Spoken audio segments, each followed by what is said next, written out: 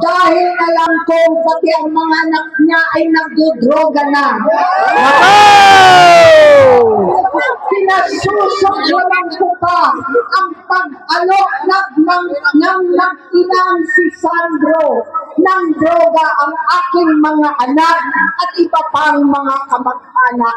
Yan ang hindi ko na mapapalampas. Sa loob ng halos 4 na dekada, wala akong ibang pinangarap kung sa kapulisan at sundalo sa lahat ng mga leader at pagpapatupad ng batas. Siya ang Pangulo natin ngayon.